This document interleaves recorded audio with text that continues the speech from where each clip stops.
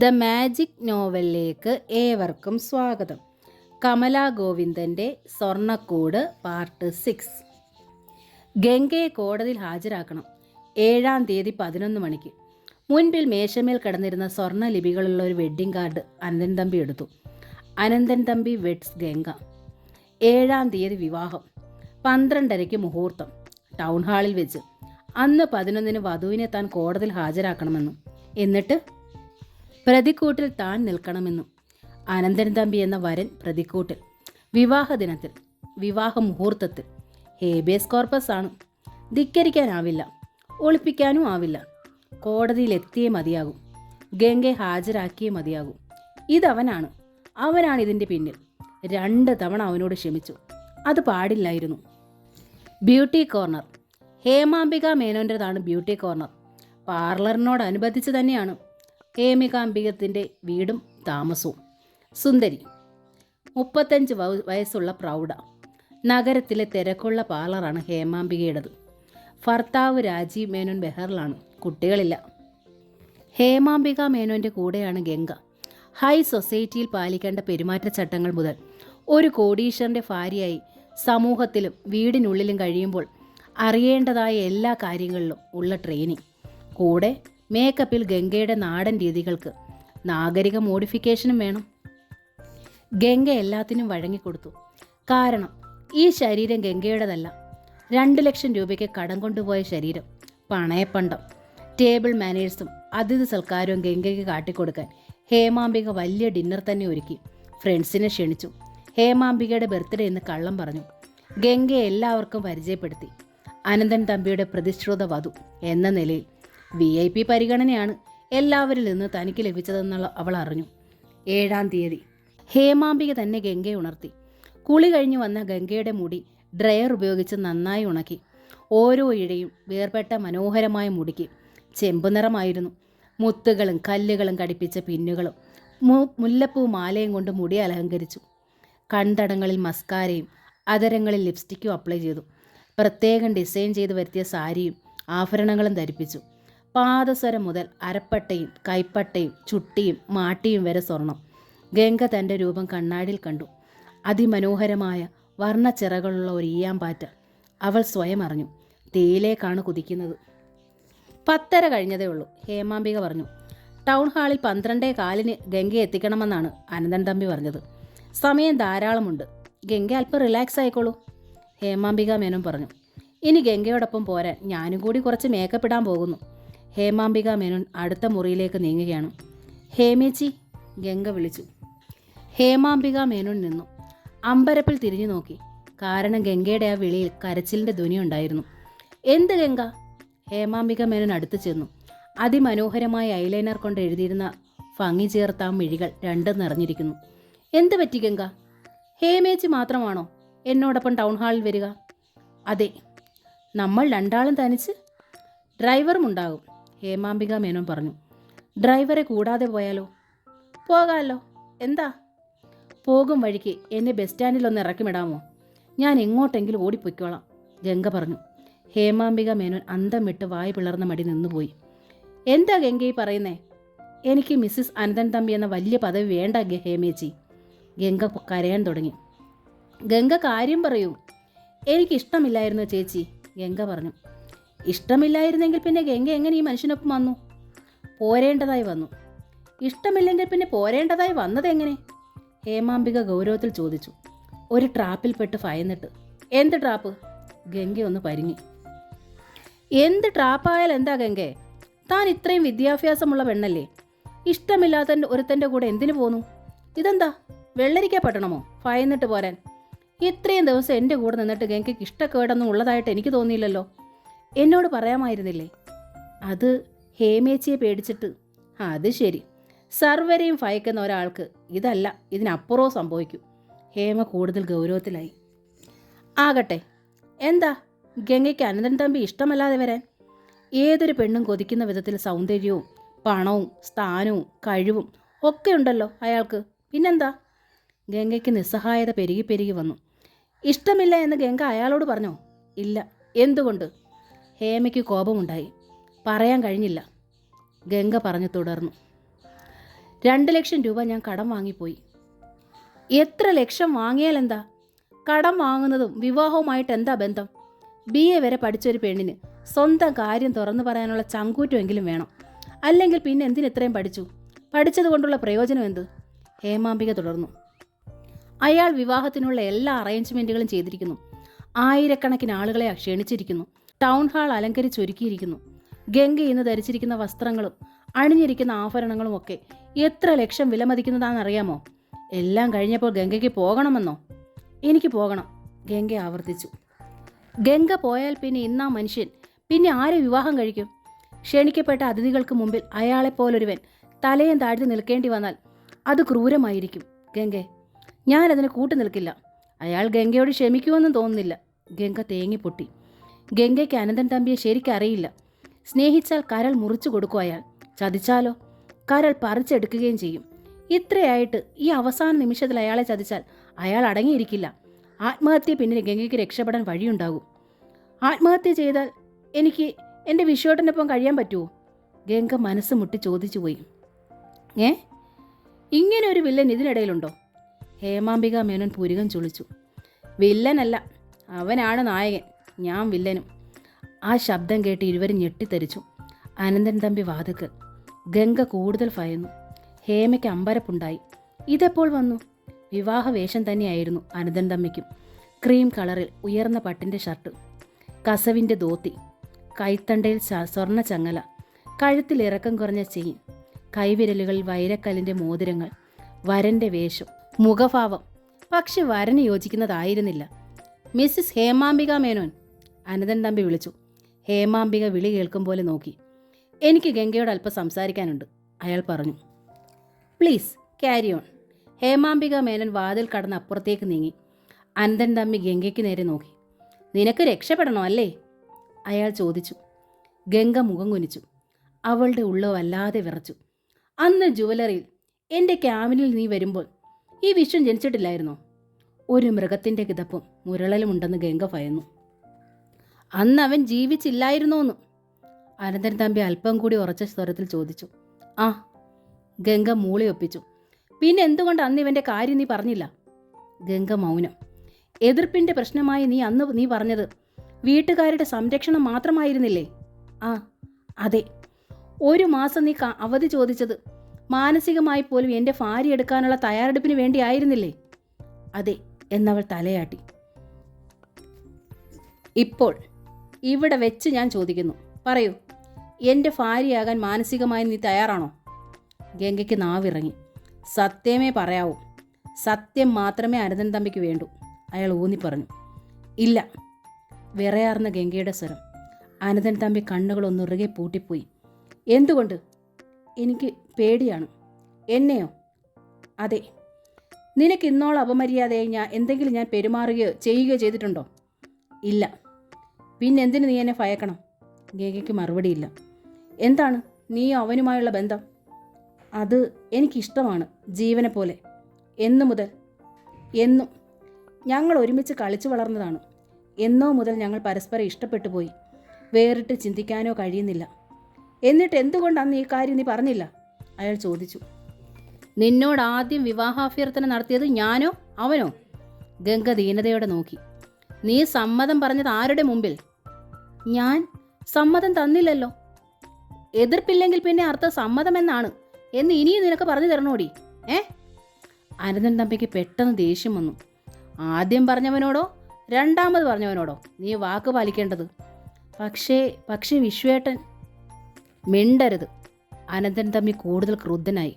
വിശ്വേട്ടൻ, ഇനി ആ പേര് ഉച്ചരിക്കരുത്. എനിക്കതിഷ്ടമല്ല. ആജ്ഞയായിരുന്നു അത്.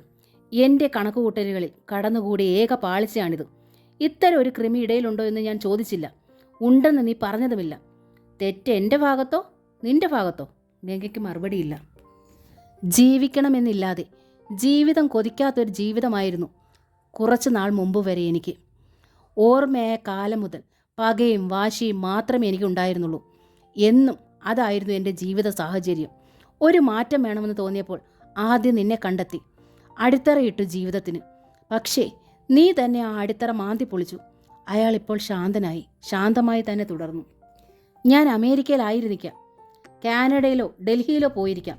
പക്ഷേ എൻ്റെ കണ്ണും മനസ്സും നിനക്ക് ചുറ്റും ഉണ്ടായിരുന്നു. നീ എന്നെ തേടി ജ്വല്ലറിൽ വന്നത് എന്തിനെന്നും എനിക്ക് മനസ്സിലായിരുന്നു.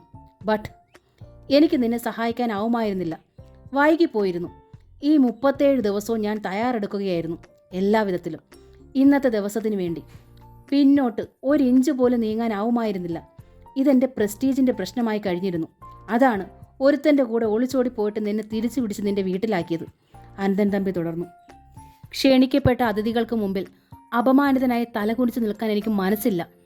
അതുതന്നെ കാരണം. പക്ഷേ എൻ്റെ ആ പരാജയം നീ കൊതിച്ചു. അത് ഞാൻ ക്ഷമിക്കില്ല. നിന്നെ അണിയിച്ചൊരുക്കി എൻ്റെ കാറിനുള്ളിൽ കൊണ്ടുവന്നിരുത്തിയിട്ട് നിന്നെ ഞാൻ തട്ടിക്കൊണ്ടുപോയി എന്ന് പോലീസിൽ പരാതി കൊടുത്ത നിൻ്റെ അമ്മയുടെ ധാർഷ്ട്യമുണ്ടല്ലോ, അതും ഞാൻ പൊറുക്കത്തില്ല. എൻ്റെ ദേവി, ഗംഗ മുഖമുയർത്തി. അമ്മ, അനിയത്തി, അവർ എവിടെ? ഈ മനുഷ്യൻ കൊട്ടാരത്തിലേക്ക് അവരെ കൊണ്ടുപോയില്ലേ? അവർ പിന്നെ എവിടെ? വീട്ടിൽ തന്നെയോ? അപ്പോൾ അവരെങ്ങനെ കഴിയും? അവരെങ്ങനെ ഇനി കഞ്ഞി കുടിക്കും? വരൂ, പോകാം, അനന്തൻ തമ്പി പറഞ്ഞു. ഗംഗയുടെ മനസ്സിൽ കൂടുതൽ ഭീതിയായി. അവൾ തിരിഞ്ഞു നോക്കി. ഹേമാംബിക മേനോൻ എവിടെ? അവരുടെ ഡ്യൂട്ടി കഴിഞ്ഞു. ഇനി അവരെന്തിന്? നിന്നെ കൂട്ടിക്കൊണ്ടുപോകാൻ ഞാൻ പോരെ? അപ്പോൾ വഴിയിലിറങ്ങി ഓടണമെന്ന് നിനക്ക് തോന്നത്തില്ലല്ലോ. ഗംഗയുടെ മിഴികൾ തൂങ്ങി. അനന്തൻ തമ്പിക്ക് പിന്നാലെ അവൾ മെല്ലെ ഇഴഞ്ഞു നീങ്ങി.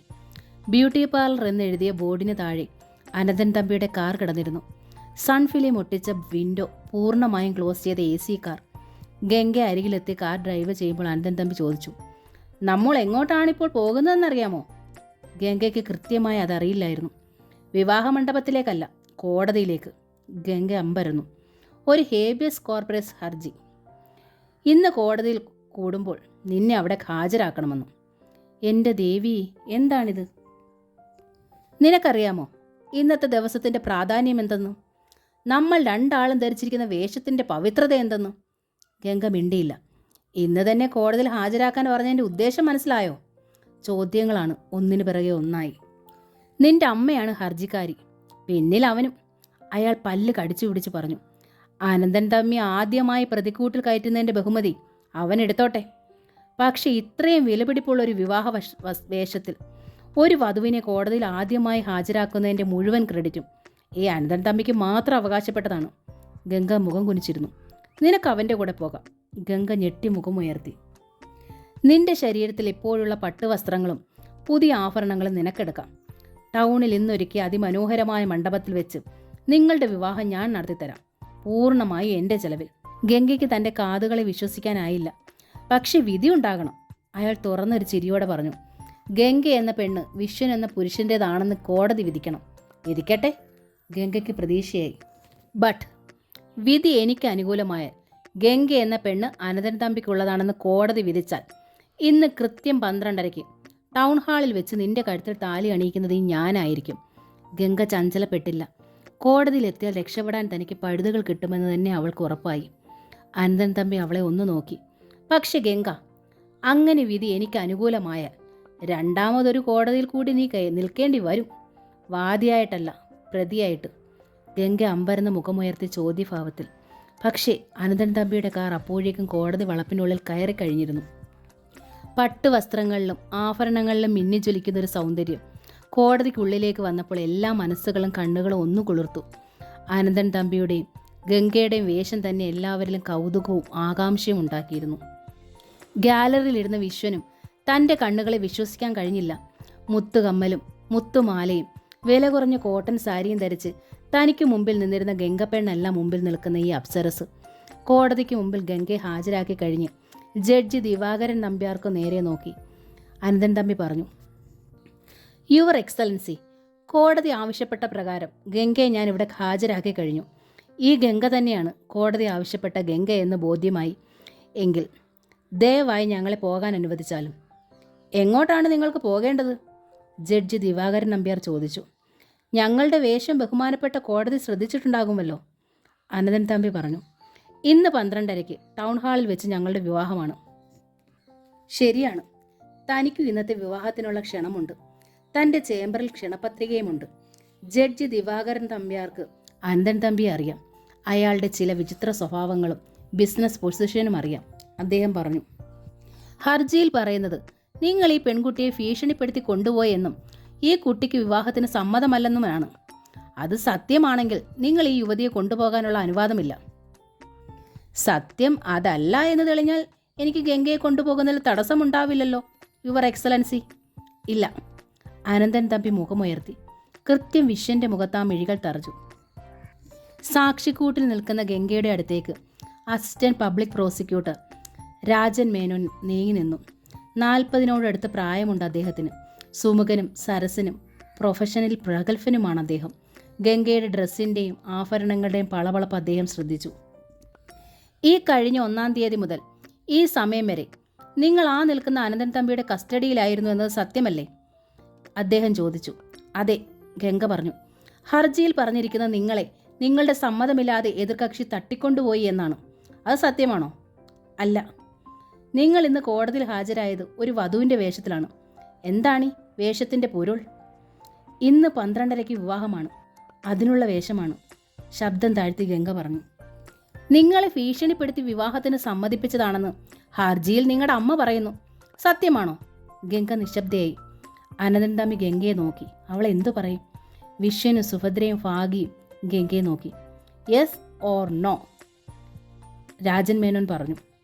വിവാഹത്തിൻ്റെ പേരിൽ എന്നെ ഭീഷണിപ്പെടുത്തിയിട്ടില്ല. പക്ഷേ ഭയന്നിട്ടാണ് ഞാൻ പോയത്. എന്താണ് ആ ഭയത്തിൻ്റെ പൊരുൾ? ഗംഗ താൻ 2 ലക്ഷം രൂപ കടക്കാരിയായതും എഗ്രിമെൻ്റ് ഒപ്പുവെച്ചതും അറിയിച്ചു. എഗ്രിമെൻ്റ് പ്രകാരം വാക്ക് തെറ്റിച്ചാൽ അദ്ദേഹം പറയുന്നത് എന്തും അനുസരിക്കാൻ ഞാൻ ബാധ്യസ്ഥയാണ്. ആ എഗ്രിമെൻ്റ് എവിടെ? എഗ്രിമെൻ്റ് എൻ്റെ കൈവശമുണ്ട്. അനന്തൻ തമ്പി തൻ്റെ പോക്കറ്റിൽ നിന്ന് മുദ്രപത്രം എടുത്ത് നീട്ടി. രാജൻ മേനോനും ജസ്റ്റിസ് നിവാകരൻ നമ്പ്യാരും ആ എഗ്രിമെൻ്റ് സസൂക്ഷ്മം വായിച്ചു. നിങ്ങൾ ഭയന്ന എഗ്രിമെൻ്റ് വ്യവസ്ഥ ഇതാണല്ലേ? രാജൻ മേനോൻ ചോദിച്ചു. ഉവ്വ്. നിങ്ങൾ ഈ വേഷം ധരിച്ചതും ഈ എഗ്രിമെൻറ്റിൻ്റെ ഭയന്നാണല്ലേ? അതെ. ഇപ്പോഴും നിങ്ങൾ ഈ എഗ്രിമെൻറ്റിനെ ഭയക്കുന്നുണ്ടോ? ഇല്ല. അതെന്താ? ഇത് കോടതിയായതിനാൽ. രാജൻ മേനോൻ ഒന്നും മന്ദഹസിച്ചു. എങ്കിൽ പറയൂ, അദ്ദേഹം തുടർന്നു. ധരിച്ചിരിക്കുന്ന വധുവേഷത്തെ മാനിച്ച് അനന്തൻ തമ്പിയോടൊപ്പം വിവാഹ മണ്ഡപത്തിലേക്ക് പോകുന്നോ, അതോ നിങ്ങളെ രക്ഷിക്കണമെന്ന് ആവശ്യപ്പെട്ട് ഹർജി കൊടുത്ത അമ്മയുടെ കൂടെ പോകണോ? ഗംഗ ഒരു നിമിഷം ശ്വാസം പിടിച്ചു നിന്നു. വിശ്വന്റെ മുഖത്തേക്ക് അവൾ നോക്കി. പ്രതീക്ഷാനിർഭരമാണ് ആ മുഖം. വരൂ വരൂ എൻ്റെ കുഞ്ഞിക്കുരുവി, നമുക്കൊരുമിച്ച് ചേർന്ന് പറക്കാം എന്നാ മിഴികൾ പറയുന്നുവോ? അവൾ അനന്തൻ തമ്പിയെ നോക്കി. അയാൾ ഗംഗയെ നോക്കുകയായിരുന്നില്ല. ആശ്വാസമായി അവൾ പറഞ്ഞു, അമ്മയോടൊപ്പം പോകണം. അനന്തൻ തമ്പിയുടെ കരണ തടിയേറ്റതുപോലെയായി. അയാളുടെ കൈകൾ അഴികളിൽ അമർന്നു ഞെരിഞ്ഞു.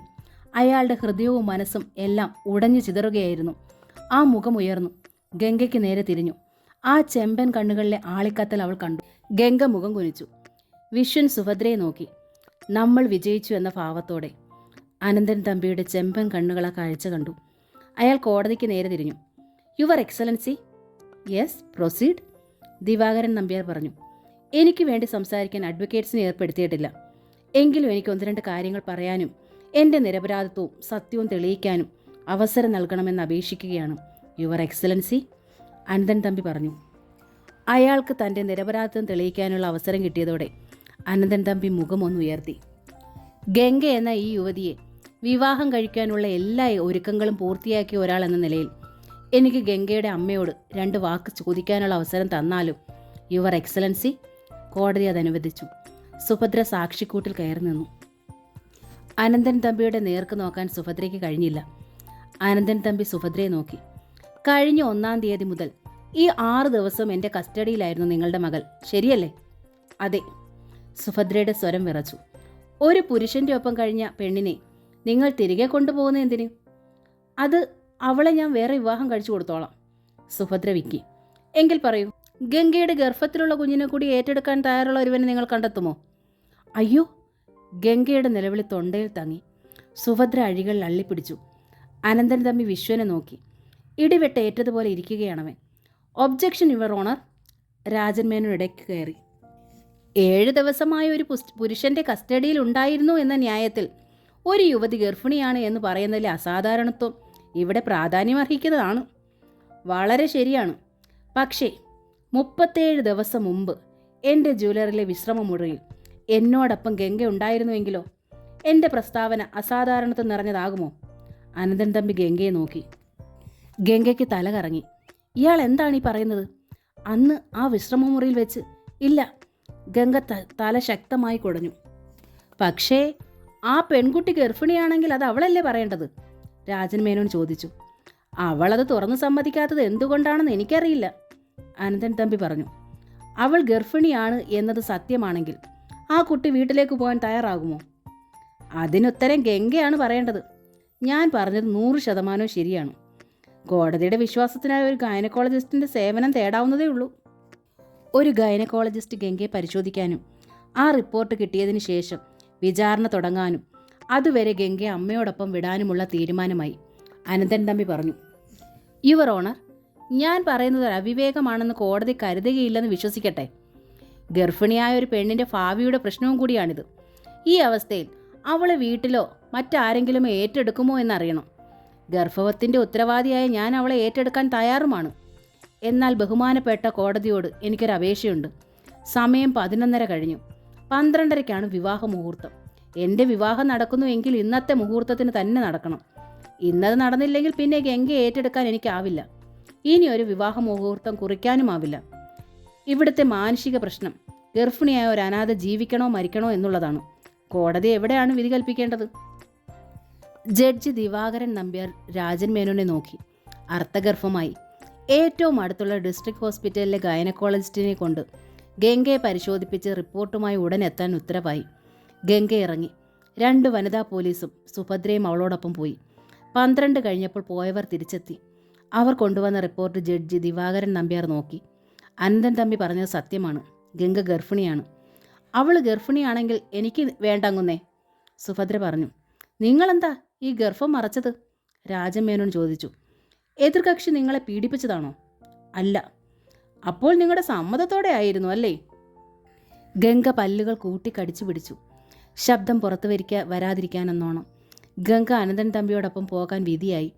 കൃത്യം 12:30 തന്നെ അനന്തൻ തമ്പി ടൗൺ ഹാളിലെ വിവാഹ മണ്ഡപത്തിൽ വെച്ച് ഗംഗയുടെ കഴുത്തിൽ താലി ചാർത്തി. കോടതിയിൽ നിന്ന് ഓട്ടോറിക്ഷയിലെത്തിയ സുഭദ്രയും ഭാഗ്യയും ഒതുങ്ങി നിന്നു. മകൾ മംഗല്യവതിയായി. അതും എത്ര വലിയ ആഘോഷത്തോടെ. ചതിക്കാനായിരുന്നില്ല അയാളുടെ ലക്ഷ്യം. അത് മനസ്സിലാകാതെ പോയി. ഈ ചടങ്ങ് അഹന്തയല്ല, ധാർഷ്ട്യമല്ല, ആത്മാർത്ഥമാണ്. ക്ഷമ ചോദിക്കണം. തൻ്റെ പ്രവൃത്തിയിൽ വെച്ച് ഗംഗയോട് പക പോക്കരുതെന്ന് അപേക്ഷിക്കണം. പക്ഷേ വീഡിയോക്കാരും ഫോട്ടോഗ്രാഫേഴ്സും അവരെ പൊതിഞ്ഞു നിൽക്കുന്നതിനാൽ സുഭദ്രയ്ക്കും ഭായിക്കും അവരുടെ അടുത്തെത്താനോ സംസാരിക്കാനോ കഴിഞ്ഞില്ല. ഒടുവിൽ അലങ്കരിച്ച കാറിൽ കയറി അനന്തൻ തമ്പിയും ഗംഗയും നീങ്ങി. അകമ്പടി കാറുകളൊന്നുമില്ലാതെ. അനന്തൻ തമ്പി തന്നെയാണ് കാർ ഡ്രൈവ് ചെയ്തത്. ഇടതുവശത്ത് ഗംഗയുണ്ട്. വെറുതെ മുന്നിലേക്ക് നോക്കി ഒരേ ഇരിപ്പിരുന്നു അവൾ. ഗംഗയ്ക്ക് അമ്പയുടെ കഥ അറിയാമോ? പെട്ടെന്ന് അനന്തൻ തമ്പി ചോദിച്ചു. ഗംഗ മുഖം തിരിച്ചു നോക്കി. അനുജന് വേണ്ടി തേരിലേറ്റി ദേവവ്രതൻ പണ്ട് കൊണ്ടുവന്ന 3 കന്യകമാരിൽ മൂത്തവൾ. അയാൾ തന്നെ പറഞ്ഞു. എന്തിനിപ്പോൾ അമ്പയും ദേവവ്രതനും? തടയാൻ വന്നവരെ യുദ്ധത്തിൽ തോൽപ്പിച്ച് ദേവവ്രതൻ കന്യകമാരെ കൊണ്ടുവന്നു. പക്ഷെ മൂത്തവളായ അമ്പ മാത്രം എതിർത്തു. തിരികെ പോകണമെന്ന് ശഠിച്ചു. അവളുടെ മനസ്സ് മറ്റൊരു രാജാവിന് കൊടുത്തുപോയിരുന്നു. അതുകൊണ്ട് മടങ്ങിപ്പോകാൻ ദേവവ്രതൻ അനുവദിച്ചു. ഗംഗയ്ക്കൊന്നും മനസ്സിലായില്ല. അനന്തൻ തമ്മി യുദ്ധം ചെയ്തു. തടയാൻ വന്നവരെ തോൽപ്പിച്ചു. ഗംഗയ്ക്ക് താല്പര്യമില്ലെന്നറിഞ്ഞു തന്നെ. എന്തിനെന്നോ? നീ കണ്ടില്ലേ ഇന്ന് ടൗൺ ഹാളിൽ കുമിഞ്ഞുകൂടിയ ജനങ്ങൾ? മന്ത്രിമാർ വരെ ഉണ്ടായിരുന്നു, ഗവർണറും ഉണ്ടായിരുന്നു, ഒരുപാട് അകലെ നിന്നും വന്നവരും ഉണ്ടായിരുന്നു. അവർക്ക് മുമ്പിൽ അനന്തൻ തമ്പി 0 ആയി തല കുനിച്ചേണ്ട് നിൽക്കേണ്ടതായി വരിക. അതിൽ ഭേദം മരണമല്ലേ? രണ്ടും വയ്യാത്തതിനാൽ പിന്നെ ഒറ്റ വഴിയേ ശേഷിച്ചിരുന്നുള്ളൂ.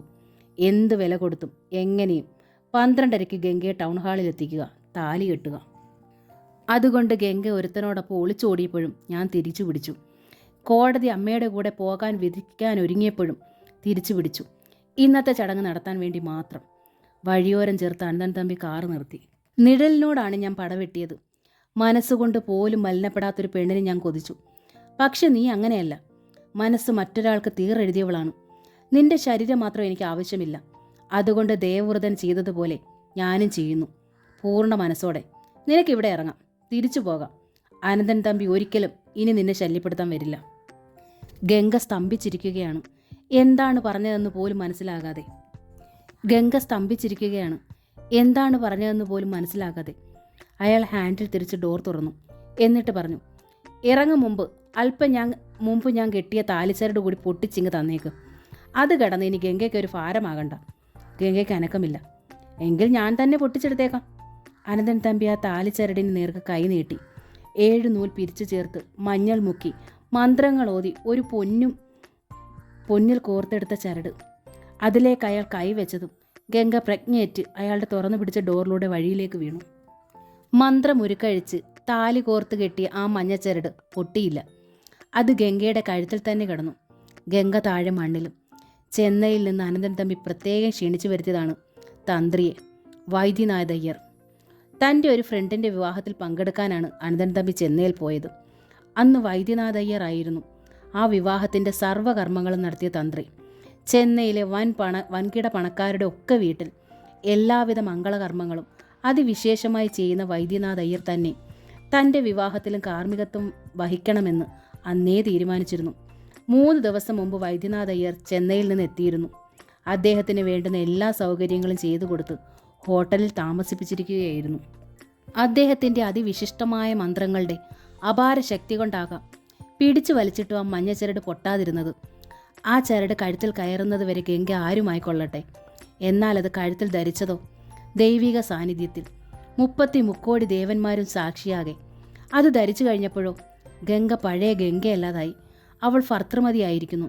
ഗംഗ അനന്തൻ തമ്പി ആയിരിക്കുന്നു. അതല്ലേ സത്യം? അനന്തൻ തമ്പി അവളുടെ കിടപ്പ് ഒരു നിമിഷം ശ്രദ്ധയോടെ വീക്ഷിച്ചു. ഉയർന്നു താഴ്ന്ന മാറിട ശ്രദ്ധിച്ചു. അനന്തൻ തമ്പി അവളെ കോരിയെടുത്ത് കാറിനുള്ളിലേക്ക് കിടത്തി. കാറിനുള്ളിൽ കരുതിൻ്റെ വാട്ടർ ബോട്ടിലെടുത്തു. കുറച്ച് വെള്ളം കൈക്കുടന്നയിലെടുത്തു. അവളുടെ മുഖത്തേക്ക് ശക്തിയോടെ കുടഞ്ഞു. 2-3 തവണ കുടഞ്ഞപ്പോൾ ഗംഗയുടെ ഇമകളിൽ നേരിയ ചലനമുണ്ടായി. അല്പം വെള്ളം കൂടി കുടഞ്ഞു. ഗംഗയൊന്ന് ഞെരുങ്ങി. തല മെല്ലെ അനക്കി. അനന്തൻ തമ്പി ഡ്രൈവിംഗ് സീറ്റിലിരുന്നു. തീർത്തും നിശബ്ദനായി. അയാളുടെ നോട്ടം അങ്ങ് അകലെ എങ്ങോ ആയിരുന്നു. ക്രമേണ ഗംഗ മിഴികൾ തുറന്നു. അല്പം കഴിഞ്ഞപ്പോൾ അവൾക്ക് സ്ഥലകാലബോധമുണ്ടായി. അവൾ എഴുന്നേറ്റിരുന്നു. അവളുടെ മുഖത്തേക്ക് ശക്തമായി പതിച്ച വെള്ളത്തുള്ളികൾ താഴേക്കൊഴുകി അവളുടെ ബ്ലൗസും പട്ടുസാരിയും നനച്ചു. അവൾ അയാളെ നോക്കി. അയാൾ അവളെയും. Are you all right Ganga? Ananthan Thampi ചോദിച്ചു. ദേഷ്യമോ നിരാശയോ സ്നേഹമോ ഒന്നുമില്ലാത്ത ശബ്ദം. തീർത്തും വികാരഭരിതം. അതവൾക്ക് മനസ്സിലായി. ആ, അവൾ മൂളി. ഗംഗ കൂടെ കൂടെ ഇങ്ങനെ ബോധഹീനയാകുന്നുണ്ടല്ലോ. എൻ്റെ മുമ്പിൽ വെച്ച് തന്നെ ഇത് 3ാമത്തെ തവണയാണ്. ഗംഗയ്ക്ക് എന്തെങ്കിലും കടുത്ത അസുഖമുണ്ടോ? അനന്തൻ തമ്പി അതേ ഭാവത്തിൽ തന്നെ ചോദിച്ചു. ഇല്ല എന്നവൾ തലയാട്ടി. അപ്പോൾ ഈ ബോധം കെടലൊരു നമ്പറാണല്ലേ? അവൾ ദീനമായി നോക്കി. Yes, now you are all right. ഗംഗയ്ക്ക് തനിയെ പോകരുതോ അതോ ഞാൻ തന്നെ കൊണ്ടുവന്ന് വിടണോ? ഗംഗ വീണ്ടും നോക്കി. ചോയ്സ് ഗംഗയ്ക്ക് വിട്ടുതരുന്നു. ഗംഗ പറയും പോലെ ചെയ്യാം. അവൾ അയാളെ ഒന്നുകൂടെ തറപ്പിച്ച് നോക്കി. എനിക്ക് എങ്ങോട്ടും പോകണ്ട. അതെന്താ? എനിക്കിനി പോകാനാകില്ല. കാരണം ഞാൻ നിങ്ങളുടെ ഭാര്യയാണ്, ഗംഗ പറഞ്ഞു. അവളുടെ ശബ്ദത്തിന് ഇത്തിരി ദൃഢതയുണ്ടായിരുന്നു. അതൊരു പ്രശ്നമാക്കണ്ട. ഗംഗയുടെ കഴുത്തിൽ നിന്ന് ആ താലി പൊട്ടിച്ച് എങ്ങോട്ടെങ്കിലും വലിച്ചെറിഞ്ഞാൽ തീരാവുന്നതേ ഉള്ളൂ ഈ ബന്ധം. അനന്തൻ തമ്പി ഒട്ടും ക്ഷോഭിക്കാതെ എന്നാൽ ഒട്ടും തന്നെ താല്പര്യമില്ലാതെ പറഞ്ഞു. അങ്ങനെ പറയരുത്. വിവാഹ ചടങ്ങിൻ്റെ മഹത്വം അറിയില്ലാഞ്ഞിട്ടാണ്. അനന്തൻ തമ്പി ഞെട്ടിത്തിരിഞ്ഞു. ഓ, നാവില്ലാത്തവൾക്ക് ശബ്ദമുണ്ടായോ? ഗംഗയ്ക്ക് ആ നോട്ടത്തിൻ്റെ അർത്ഥം മനസ്സിലായി. ചോദിച്ചില്ലെങ്കിലും അവൾ ആ ചോദ്യം കേട്ടു. 12:30 മുമ്പ് വരെ ഞാൻ നിങ്ങളെ ഭയപ്പെട്ടു. സത്യം. 12:30 മുമ്പ് വരെ ഞാൻ വെറും ഗംഗയായിരുന്നു. വിശ്വേട്ടനെ സ്നേഹിച്ചിരുന്ന പെണ്ണ്. വിശ്വേട്ടനോടൊപ്പം ജീവിക്കാൻ ആഗ്രഹിച്ച പെണ്ണ്. ഒക്കെ ശരിയാണ്. അതൊക്കെ മുമ്പത്തെ കാര്യം. അപ്പോഴിവൾക്ക് ശബ്ദിക്കാൻ ധൈര്യമില്ലായിരുന്നിരിക്കാം. ഗംഗ തെല്ല് ദൃഢമായി. എന്നാൽ ശാന്തമായ അയാളുടെ മിഴിയിലേക്ക് നോക്കിക്കൊണ്ട് തന്നെ പറഞ്ഞു. പക്ഷേ അതിനുശേഷം ഞാൻ ആ പെണ്ണല്ല. വിശ്വൻ എന്നൊരാളെ ഈ പെണ്ണിന് അറിയത്തില്ല. വിശ്വൻ്റെ കൂടെ പോകാൻ ആഗ്രഹവുമില്ല. ഇപ്പോൾ ഇവിടെ ഇരിക്കുന്ന ഈ പെണ്ണ് ഭർത്തൃമതിയാണ്. ഈ പെണ്ണിൻ്റെ മനസ്സിപ്പോൾ താലി കെട്ടിയ പുരുഷൻ മാത്രമേ ഉള്ളൂ. അനന്തൻ തമ്പി ഉറക്കെ ചിരിച്ചു. 1 മിനിറ്റ് മുമ്പും 1 മിനിറ്റ് ശേഷവും. നല്ല ടൈറ്റിൽ. ചില സിനിമാ വാരികകളിൽ നടികളുടെ ചെറുപ്പവും ഇപ്പോഴത്തെ രൂപവും ഫോട്ടോ പോസുകളായി കൊടുക്കാറുണ്ട്. അന്നും ഇന്നും എന്ന ടൈറ്റിൽ. ചില ടോണിക്കിൻ്റെ പരസ്യങ്ങളിലും അന്നും ഇന്നും പോസുകൾ കാണാം. നിനക്ക് വേണ്ടി നല്ലൊരു സബ് ടൈറ്റിലാണ്. 12:30 മുമ്പും 12:30 ശേഷവും. അനന്തൻ തമ്പി തുടർന്നു. കോടതിയിൽ അവനെ നോക്കി നഷ്ടബോധത്തോടെ നിൽക്കുന്ന ഗംഗ. ഇവിടെ ഈ കാറിനുള്ളിലിരുന്ന് മംഗല്യവതിയുടെ ചാരിത്ര്യ പ്രസംഗം നടത്തുന്ന ഗംഗ. നിന്റെ രൂപം മനോഹരമാണെന്ന് ഞാൻ എന്നേ അറിഞ്ഞിരുന്നു. സംസാരവും ഇത്ര മനോഹരമാണെന്ന് ഞാൻ അറിയാൻ എത്ര വൈകിപ്പോയി. ഗംഗ പുറത്തേക്ക് ഇറങ്ങി നിന്നു. അയാൾ പരിഹസിക്കുകയാണെന്ന് അറിഞ്ഞിട്ട് തന്നെ. അനന്തൻ തമ്പിയും ഡോർ തുറന്നു. പുറത്തിറങ്ങി കാറിനെ ചുറ്റി ഗംഗ കരികിലേക്ക് വന്നു. അലങ്കരിച്ച കാറിൽ നിന്ന് വരനും വധുവും പുറത്തേക്ക് ഇറങ്ങി നിൽക്കുന്നത് പാസ് ചെയ്യുന്ന വാഹനങ്ങളിലിരുന്ന് ചിലരെങ്കിലും ശ്രദ്ധിച്ചു. ഇത്ര പെട്ടെന്ന് അവനെ മറക്കാൻ ഗംഗയ്ക്ക് എങ്ങനെ കഴിഞ്ഞു? അനന്തൻ തമ്പി അവളോട് ചോദിച്ചു. മറ്റൊരു പുരുഷനെ മനസ്സിൽ വഹിക്കുന്നവളാണെങ്കിലും കതിർ മണ്ഡപത്തിൽ ഇറങ്ങി നിന്ന് മംഗല്യത്താലി ഏറ്റുവാങ്ങിയെങ്കിൽ ആ നിമിഷം മുതൽ അയാളെ മറക്കാൻ കഴിയണം. അങ്ങനെ വിജയിക്കുന്ന സ്ത്രീക്ക് ജീവിതമുണ്ടാകൂ, ഗംഗ മന്ത്രിച്ചു. പക്ഷേ ഇത്തവണ അനന്തൻ തമ്പിയുടെ സ്വരം വല്ലാതെ കടുത്തിരുന്നു. മുഖം ചുട്ടുവഴുത്തിരുന്നു. ചെമ്പൻ കണ്ണുകളിൽ തീക്കനലുമുണ്ടായിരുന്നു. അനന്തൻ തമ്പിക്ക് വേണ്ടത് തരം പോലെ സംസാരിക്കുകയും മനസ്സ് മാറുകയും ചെയ്യുന്ന ഒരുവളയല്ല, മനസ്സുകൊണ്ട് പോലും മറ്റൊരുവനെ കണ്ടിട്ടില്ലാത്ത ഒരുവളയാണ്. സ്ത്രീയുടെ പാതിവൃത്യം നിശ്ചയിക്കുന്നത് അവളുടെ മുൻകാല ചരിത്രങ്ങൾ ചികഞ്ഞു നോക്കിയിട്ടല്ല, താലിച്ചരട് കഴുത്തിൽ കയറുന്ന നിമിഷം മുതലുള്ള അവളുടെ അനുഷ്ഠാന കർമ്മങ്ങൾ നോക്കിയിട്ടാണ്. ഗംഗ പറഞ്ഞു. അവളുടെ ശബ്ദവും ഉയർന്നിരുന്നു. അവളുടെ മുഖവും ചെമ്പുഴുക്കായുടെ ചുമപ്പാർന്നിരുന്നു. അവളുടെ മിഴികളിലും തീയുണ്ടായിരുന്നു.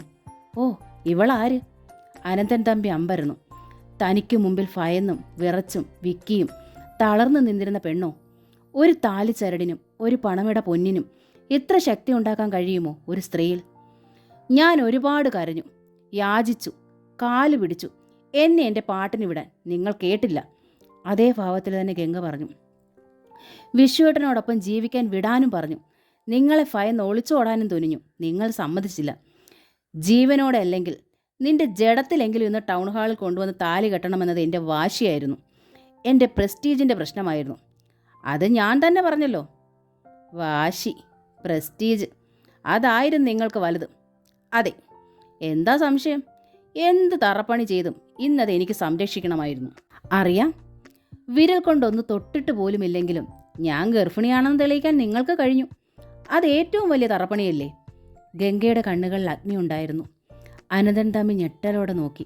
അതെ, എനിക്കറിയാമായിരുന്നു നിങ്ങൾ കള്ളമാണ് പറയുന്നതെന്നും. പക്ഷേ അന്ന് നിങ്ങളുടെ വിശ്രമമുറിയിൽ ഇല്ലായിരുന്നു എന്ന് കള്ളം പറയാൻ എനിക്ക് ആവുമായിരുന്നില്ല. കള്ളം പറഞ്ഞ് ആരെയൊക്കെ വിശ്വസിപ്പിച്ചാലും വിശ്വേട്ടൻ വിശ്വസിക്കില്ലായിരുന്നു. കാരണം ഞാനത് മുമ്പേ പറഞ്ഞു പോയിരുന്നു. പിന്നെന്തിന് പാഴ്ശ്രമം? ഗൈനക്കോളജിസ്റ്റ് റിപ്പോർട്ടും കള്ളമാണെന്ന് എനിക്ക് തെളിയിക്കാം. പക്ഷെ അത് കൊണ്ടും വിശ്വേട്ടൻ വിശ്വസിക്കില്ല. പിന്നെന്തിന് ഞാൻ തെളിയിക്കണം? ഗംഗ ചോദിച്ചു. ഞാൻ വെറും വിഡ്ഢിയായതുകൊണ്ട് നിവർത്തികേടിൻ്റെ പുറത്ത് ഗർഭത്തിൻ്റെ ഉടമസ്ഥൻ്റെ താലിക്ക് വേണ്ടി തല കുനിച്ചു തന്നതല്ലെന്ന് പറയുകയായിരുന്നു. അനന്തൻ തമ്പി രൂക്ഷമായി അവളെ നോക്കി. ആ നോട്ടം കണ്ടിട്ടും ഗംഗ തുടർന്നു. 100 പുരുഷന്മാർ ആവർത്തിച്ച് പറഞ്ഞെന്ന് കരുതി ഒരു പെണ്ണിന് ഗർഭമുണ്ടാകില്ല. എന്നാൽ ഗർഭത്തിന് ഒരു ദിവസമേ പ്രായമുള്ളൂ എങ്കിലും അത് പെണ്ണറിഞ്ഞിരിക്കും. ആ കഴിവ് പ്രകൃതി കൊടുത്തിട്ടുള്ളതാണ്. പരിശോധിച്ച ഗൈനക്കിന് അതറിയാം. എന്നിട്ട് നിങ്ങൾ കൊടുത്ത പണത്തിന് അയാൾ കൂറുകാട്ടി. ഞാനും തോറ്റു തന്നു, ശരിയല്ലേ? അനന്തൻ തമ്പി കൈ ചുരുട്ടി കാറിൻ്റെ പുറത്ത് ആഞ്ഞിടിച്ചു. ഗംഗയുടെ അതരങ്ങളിൽ ഒരു പരിഹാസ പുഞ്ചിരി ഉണ്ടായി. ഞാൻ ഈ പറഞ്ഞത് അത്രയും വിവാഹത്തിന് മുമ്പുള്ള കാര്യം. നിങ്ങൾ ചെയ്ത ആ തറപ്പണി വരെ മറക്കാൻ ഞാൻ തയ്യാറാണ്. പകരം എൻ്റെ തെറ്റുകൾ നിങ്ങളും മറക്കുക. ഗംഗ വീണ്ടും കാറിനുള്ളിലേക്ക് കയറിയിരുന്നു. നോ, ഞാൻ സമ്മതിക്കില്ല. നീ ഇറങ്ങിയേ മതിയാകൂ, അനന്തൻ തമ്പി ദൃഢസ്വരത്തിൽ പറഞ്ഞു. അയാളുടെ മുഖത്തെ മാംസപേശികൾ വലിഞ്ഞു മുറുങ്ങിയിരുന്നു. എന്തിന്? ഞാൻ പറഞ്ഞില്ലേ മടങ്ങിപ്പോകാമെന്ന്. ഞാൻ ഇത്രയും പറഞ്ഞിട്ട് മാറ്റമില്ല തീരുമാനത്തിന്? അവൾ ചോദിച്ചു. ആരുടെയെങ്കിലും അഭിപ്രായത്തിന് തീരുമാനം മാറ്റുന്നവനല്ല അനന്തൻ തമ്പി. ഞാൻ തീരുമാനം മാറ്റണമെങ്കിൽ ഞാൻ തീരുമാനിക്കണം. എന്തുകൊണ്ടാണ് തീരുമാനം മാറ്റിക്കൂടാ? ഞാൻ അനന്തൻ തമ്പി ആയതുകൊണ്ട്. ഗംഗ അയാളെ നോക്കി. അവളുടെ കണ്ണുകളിൽ ഒരു തിളക്കമുണ്ടായി. ഓ, ദേവവ്രതൻ്റെ ഔന്നത്യം കടമെടുത്ത കാര്യം മുമ്പേ പറഞ്ഞിരുന്നല്ലോ അല്ലേ? ഗംഗ സ്വയം ഒന്ന് ചിരിച്ചു. അതെ, ഞാൻ മടക്കി അയക്കുന്നു. അമ്പേ അല്ലേ? അതെ. നിങ്ങൾ ദേവവ്രതൻ്റെ ഔന്നത്യം സ്വയം എടുത്തോളൂ. പക്ഷേ അമ്പയായി നിലം പതിക്കാൻ ഗംഗ തയ്യാറല്ല.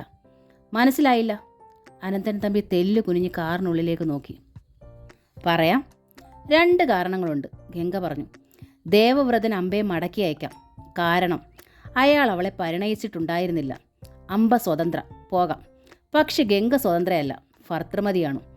അനന്തൻ തമ്പി അവളെ രൂക്ഷമായി നോക്കി വീണ്ടും. 2ാമത്തെ കാര്യം, അമ്പയെ കാമുകനായ സല്വരാജാവ് സ്വീകരിച്ചില്ല എന്നുള്ളതാണ്. തിരിച്ചു ചെന്ന കാമുകയെ കാമുകൻ തള്ളിപ്പറഞ്ഞപ്പോൾ അവൾ വീണ്ടും ദേവവ്രതനെ സമീപിച്ചു. ഭീഷ്മ പ്രതിജ്ഞ ചെയ്ത ബ്രഹ്മചാരിയും അവളെ തിരസ്കരിച്ചു. ഫലമോ? അമ്പയ്ക്ക് അഗ്നിപ്രവേശം അതായത് ആത്മഹത്യ.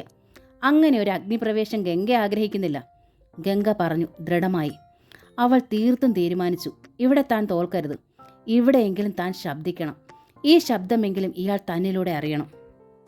മരിക്കാൻ ആഗ്രഹിച്ചെങ്കിൽ, അതിന് കഴിയുമായിരുന്നെങ്കിൽ ഞാനത് മുമ്പേ ചെയ്യുമായിരുന്നു. ഗംഗ തുടർന്നു. അതുകൊണ്ട് ഞാൻ ഇതിനുള്ളിൽ തന്നെ ഇരിക്കുന്നു, ഇറങ്ങുന്നില്ല. ഒന്നുകിൽ നിങ്ങൾക്ക് എന്നെ സ്വീകരിക്കാം. അത് പറ്റില്ലെന്ന് തന്നെയാണ് തീരുമാനമെങ്കിൽ കൊല്ലാം. ഇനി കൊന്നാലും ആരും വരില്ല ചോദിക്കാൻ, ആരും. പക്ഷെ മടങ്ങിപ്പോകാൻ പറ്റില്ല. ഗംഗ അത്രയും പറഞ്ഞപ്പോൾ സ്വരത്തിന് ഇടർച്ചയുണ്ടായി. അവൾ അത് മറയ്ക്കാൻ ശ്രമിച്ചു. തൻ്റെ ദൗർബല്യമോ സങ്കടമോ ഇവിടെ പ്രത്യക്ഷപ്പെടരുത്. യാചിച്ചു വാങ്ങുന്ന ജീവിതമല്ല, തോൽപ്പിച്ച് നേടുന്ന ജീവിതമാണ് ഇനി വേണ്ടത്. അവൾ സാരിയുടെ മുന്താണിയും ഉയർത്തി മുഖം തുടച്ചു. ഇളകി കുതിർന്ന മേക്കപ്പിൻ്റെ നിറം അതിന്മേലമർന്നു. എങ്കിലും അതവൾ ശ്രദ്ധിച്ചില്ല. ധൈര്യം സംഭരിച്ചിരുന്നു. വളരെ നേരം കഴിഞ്ഞു. വളരെ സമയം ഇരുവർക്കുമിടയിൽ നിശബ്ദത മാത്രം. തോൽക്കുന്നതിൻ്റെയോ തോൽപ്പിക്കപ്പെടുന്നതിൻ്റെയോ വിമ്മിട്ടം. ഒടുവിൽ അനന്തൻ തമ്പി ആ ഡോർ അടച്ചു. കാറിനെ ചുറ്റി അപ്പുറത്ത് ചെന്ന് ഡ്രൈവിംഗ് സീറ്റിലിരുന്നു. കാർ സ്റ്റാർട്ടായി. എങ്ങോട്ടെന്ന് ഗംഗ ചോദിച്ചില്ല. അതവൾക്ക് അറിയേണ്ടായിരുന്നു. കാർ നിന്നപ്പോഴാണ് അവൾ മുഖമുയർത്തിയത്. ഗംഗ നോക്കി. ഒരു കൂറ്റൻ ഗേറ്റ്, കൂറ്റൻ പില്ലറുകൾ ഇരുവശത്തും. അതിനപ്പുറത്തേക്ക് നീണ്ടുപോകുന്ന വലിയ മതിൽക്കെട്ട്. കൊത്തുപണികളും മിനുസവുമുള്ള പിച്ചള കുമിളകളും കൊണ്ട് ഭംഗിയിൽ പണിചീർത്ത കൂറ്റൻ ഗേറ്റിന് മുകളിൽ പിച്ചള തകിടിന്മേൽ കൊത്തിയ അക്ഷരങ്ങൾ അനന്ത. അനന്തൻ തമ്പിയുടെ വീട്. കമലാ ഗോവിന്ദൻ്റെ സ്വർണ്ണക്കൂട് എന്ന നോവലിൻ്റെ ഈ ഭാഗം ഇവിടെ പൂർണ്ണമാവുകയാണ്. ഈ നോവൽ നിങ്ങൾക്ക് ഇഷ്ടമായെങ്കിൽ പ്ലീസ് ഒന്ന് സബ്സ്ക്രൈബ് ചെയ്യണേ. താങ്ക്